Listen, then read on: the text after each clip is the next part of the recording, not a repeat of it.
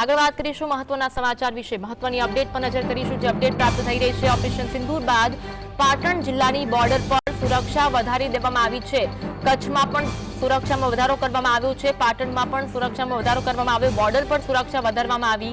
પાટણ જિલ્લાની સુરક્ષામાં તમામ તૈયારીઓ પૂર્ણ કરી દેવામાં આવી છે। નાગરિકોએ કોઈ અફવા ઉપર ધ્યાન ન આપવાની પણ सूचना आपी देवामां आवी छे। ऑपरेशन सिंदूर जे थयुं त्यारबाद पाटण जिल्लानी बॉर्डर पर सुरक्षामां वधारो करवामां आव्यो छे। વધુ વાતચીત કરીશું સાથે અલ્કેશ અમારી સાથે લાઈવ જોડાયા છે। અલ્કેશ, પાટણની બોર્ડર પર સુરક્ષામાં વધારો કરી દેવામાં આવ્યો છે, અપડેટ જણાવશો?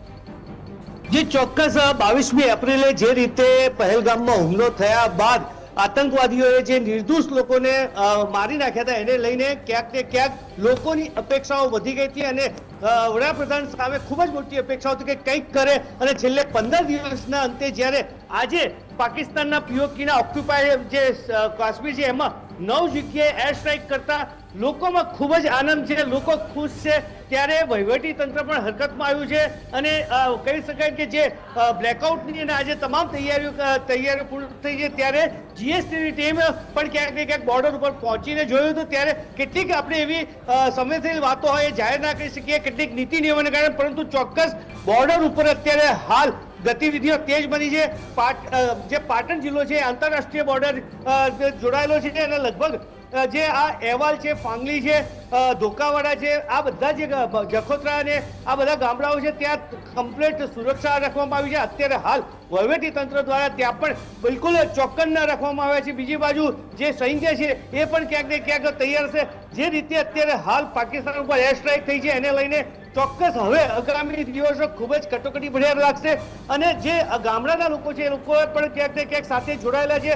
સાથે સાથે જે પ્રજા છે એ પણ સૈન્ય સાથે જોડાયેલી છે, તંત્ર સાથે જોડાયેલી છે અને ચોક્કસ એમને ફૂલ સપોર્ટ કરવા તૈયાર છે। ત્યારે જે આપણે જાખોત્રા બોર્ડર છે, અહેવાલ બોર્ડર છે એ ત્યાં લગભગ કહીશ કે અત્યારે હાલ માહોલ ચહલપહલ વધી ગઈ છે અને ચર્ચાઓ ખૂબ જ છે, કારણ કે આ જે એર સ્ટ્રાઇક થઈ ગઈ છે એ સોશિયલ મીડિયામાં આવવાથી ખૂબ જ લોકોમાં પણ ક્યાંક ને ક્યાંક દેશદાજ છે એ દેશદાજ ઉભરી આવી છે અને કંઈક હજુ નવાજૂની કરે એવી અપેક્ષાઓ રાખી રહ્યા છે। જી, આ સાથે નાગરિકોને કોઈ પણ અફવા પર ધ્યાન ન આપવાનું કહેવામાં આવ્યું છે। આ સાથે નાગરિકો માટે કઈ કઈ સૂચના આપવામાં આવી છે? જે ચોક્કસ જ્યારે વહીવટી તંત્ર કલેક્ટર અને એસપી સાહેબે પ્રેસ બોલાવી હતી એમાં ચોક્કસ કહેવામાં આવ્યું હતું કે બિલકુલ તમે કોઈ બી અફવા ઉપર ધ્યાન ના રાખો।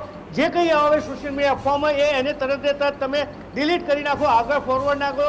બિલકુલ પાટણ જિલ્લા વહીવટી તંત્ર દ્વારા તમામ ગામોની ચોકસાઈ કરવામાં આવી છે, સુરક્ષા માટેના તમામ જે કહી શકાય પ્રયાસો હાથ ધરાયેલા છે।